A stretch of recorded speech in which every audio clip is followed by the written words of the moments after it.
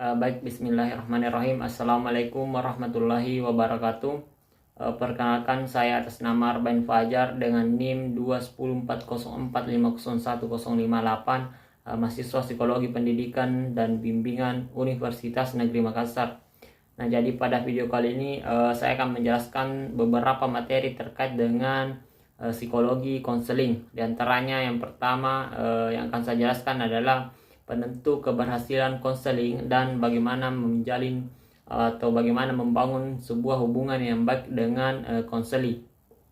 Nah, langsung saja materi yang pertama yang akan saya jelaskan adalah penentu keberhasilan konseling. Nah, tercapainya sebuah tujuan dalam proses konseling atau berhasilnya proses konseling yang dilakukan oleh antara konselor dengan konseli tentunya dipengaruhi oleh beberapa faktor. Misalkan saja banyak sekali yang menjadi faktor dalam keberhasilan proses konseling ini.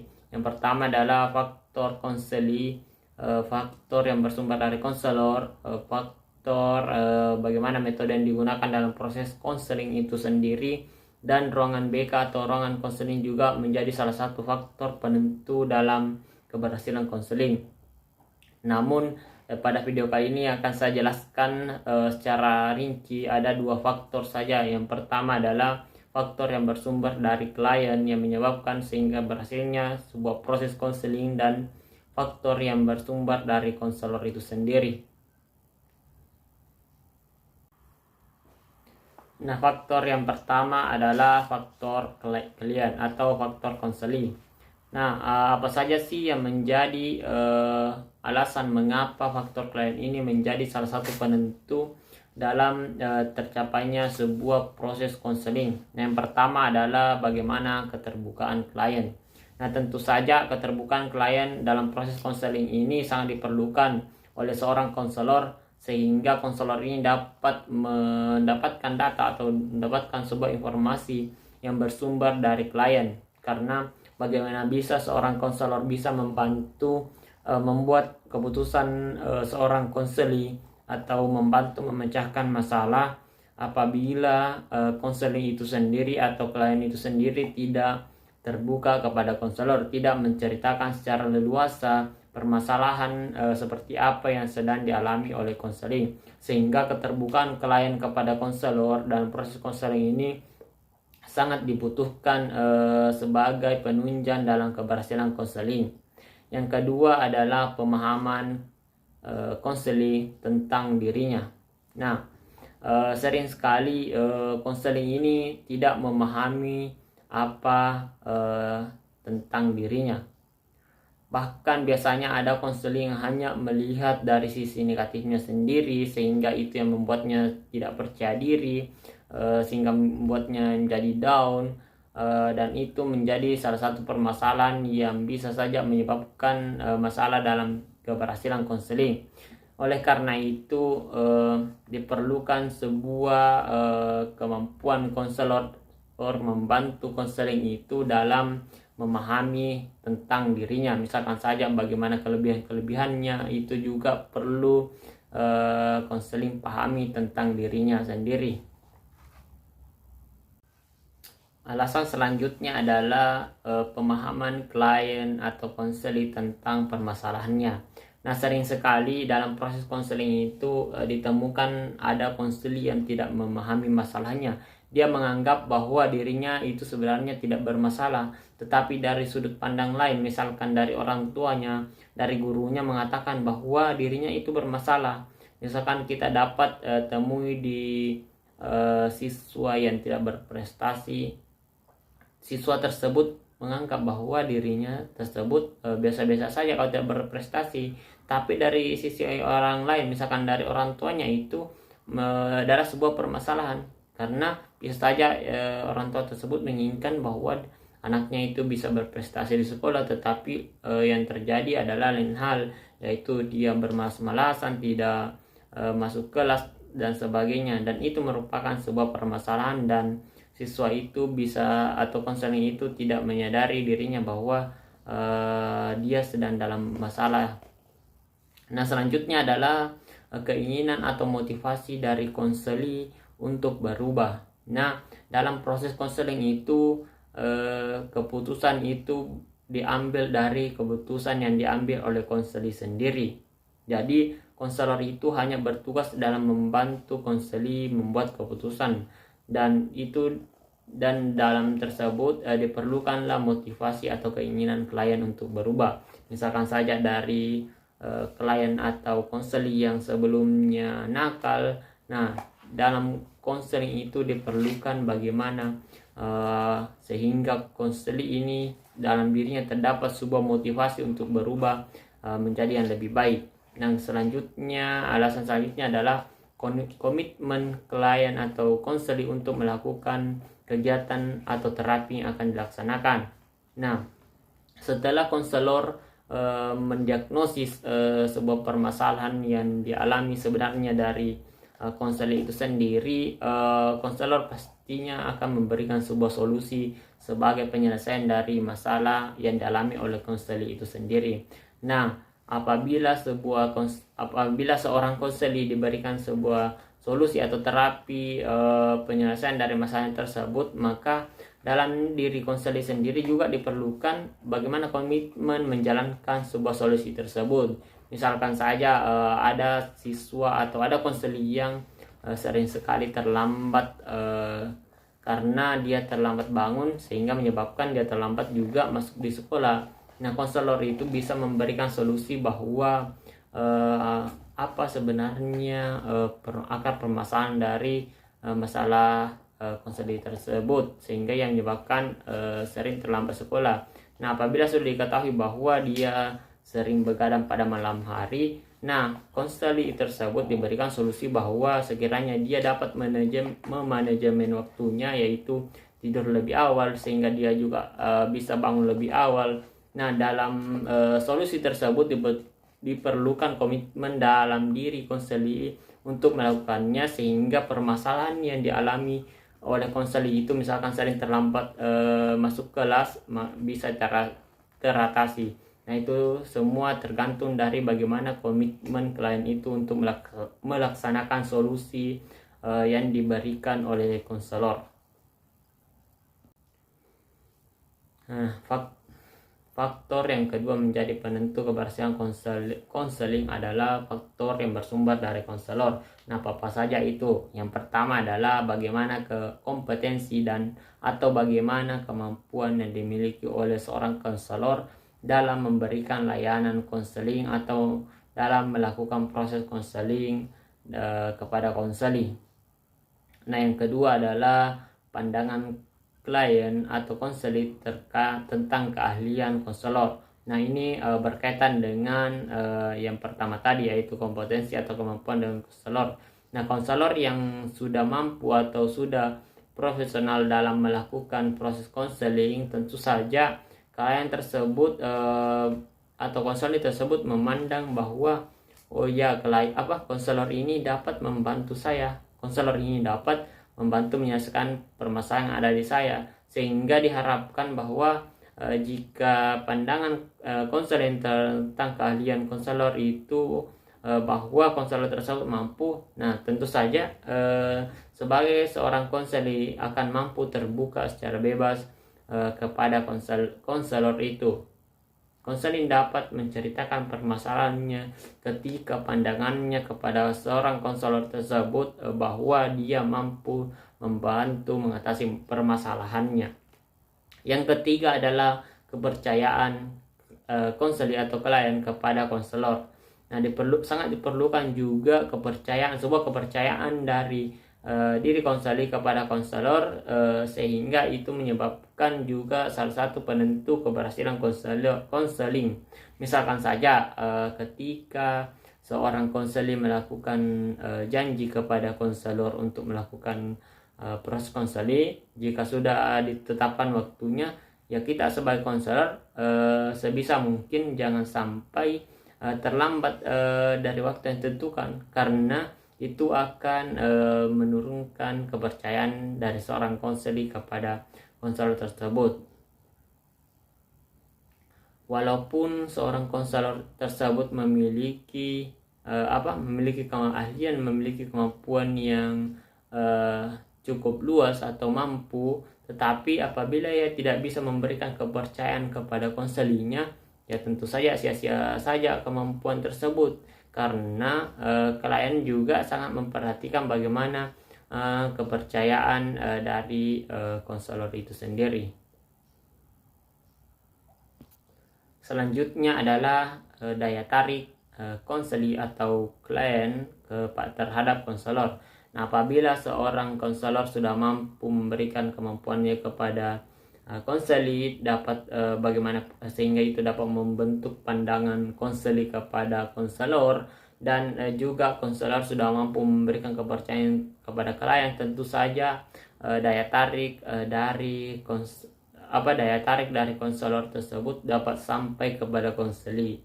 Misalkan saja seorang konselor juga harus memperhatikan bagaimana cara berpakaiannya, bagaimana cara bertutur katanya, bagaimana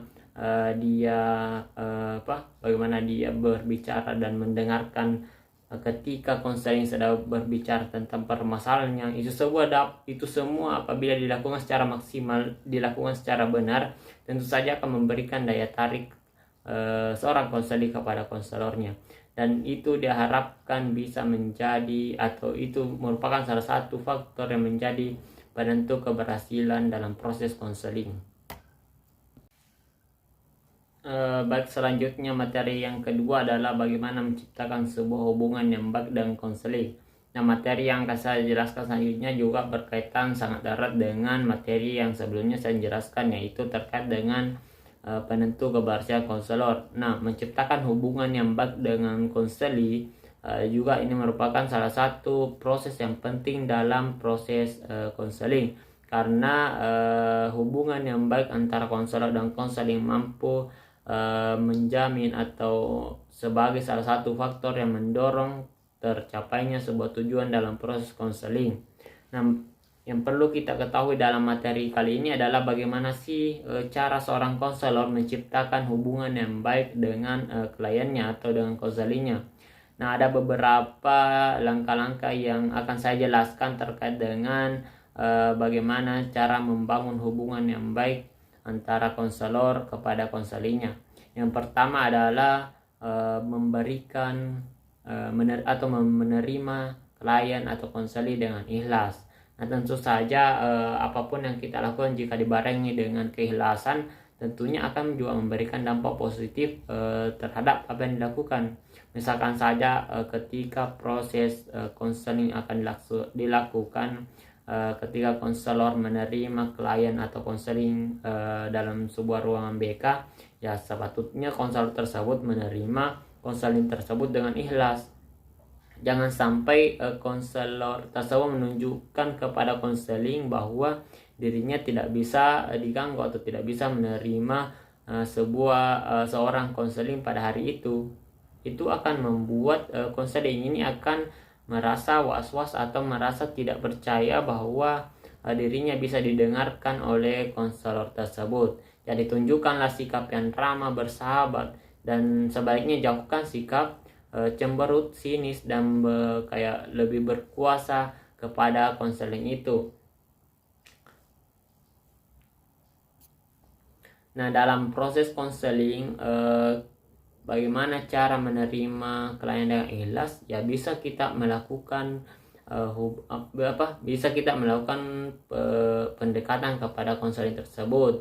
Jangan langsung kepada tahap konselingnya. Kita lakukan dulu pendekatan, bisa kita tawarkan minum dulu atau kita tanyakan bagaimana kabarnya. Nah, itu semua dapat memberikan kesan yang baik kepada seorang konseli bahwa dirinya bisa diterima dengan baik oleh konselor.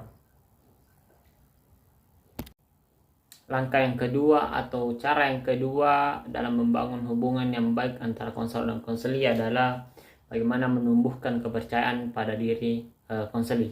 Jadi ketika sebuah kepercayaan yang diberikan kepada konseli itu tidak tertanam dari si konseli, maka sia-sia saja proses konseling tersebut, karena apapun solusi yang kita berikan kepada seorang konseli atau klien kita, mereka tidak akan percaya bahwa hal tersebut mampu membantu permasalahannya, karena memang sebelumnya atau di awalnya memang tidak ada kepercayaannya kepada konselor tersebut. Jadi sebisa mungkin karena biasanya yang terjadi permasalahannya pada awal proses konseling, jadi sebisa mungkin jangan sampai konselor tersebut memberikan kesan bahwa itu bisa menurunkan kepercayaan pada diri konseli.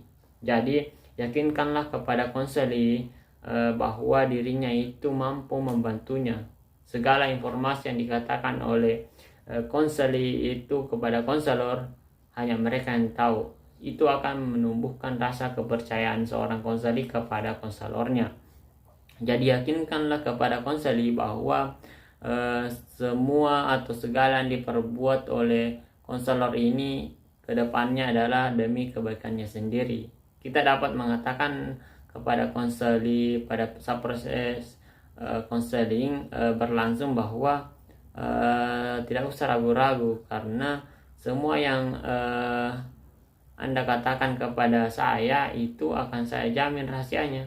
Tidak akan ada orang yang tahu, karena memang dalam proses konseling itu ada yang namanya asas kerahasiaan. Tidak bisa membocorkan kepada orang lain, bahkan itu bisa saya teman dekat sekalipun, itu tidak bisa kita berikan informasi yang disampaikan oleh konseling itu sendiri, karena itu bisa saja melanggar kode etik dalam proses konseling.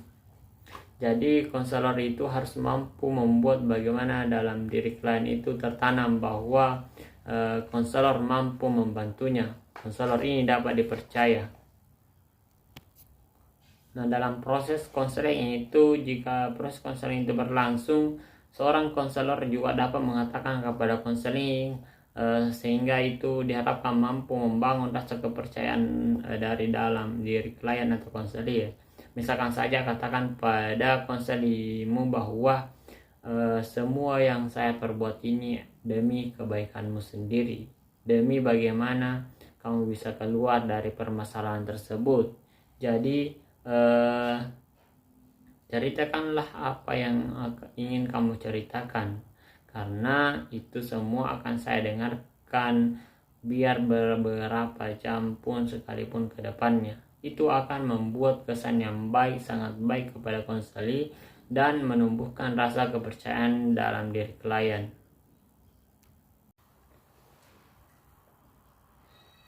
Cara atau langkah yang ketiga yang dapat kita lakukan sehingga kita sebagai calon konselor atau kita sebagai konselor mampu menjalin atau menumbuhkan sebuah hubungan yang baik antara kita konselor dengan konseli kita.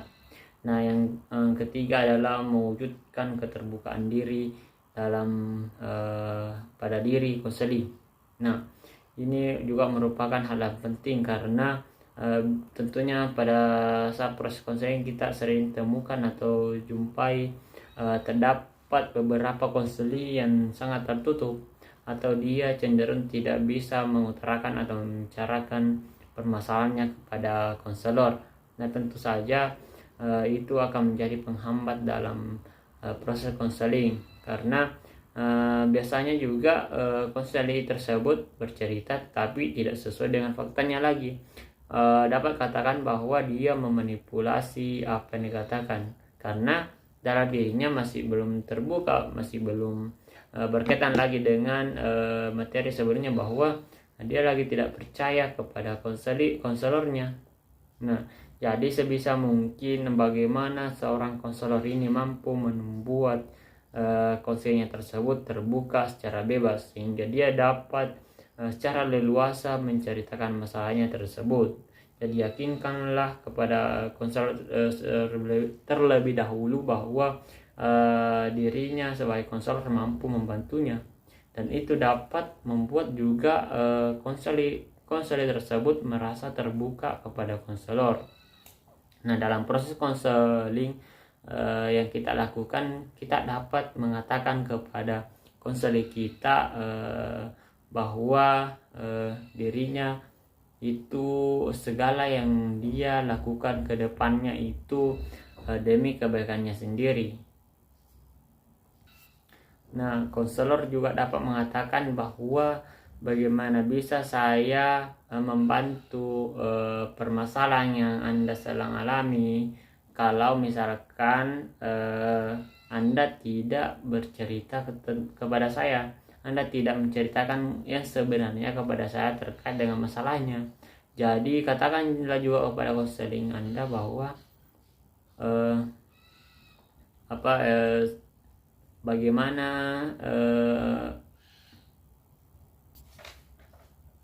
nah, Anda juga dapat mengatakan kepada konseling Anda bahwa semakin banyak Anda bercerita tentang permasalahan Anda kepada saya, tentunya saya akan lebih leluasa mencarikan solusi. Saya akan lebih leluasa memberikan sebuah penyelesaian dari permasalahan tersebut.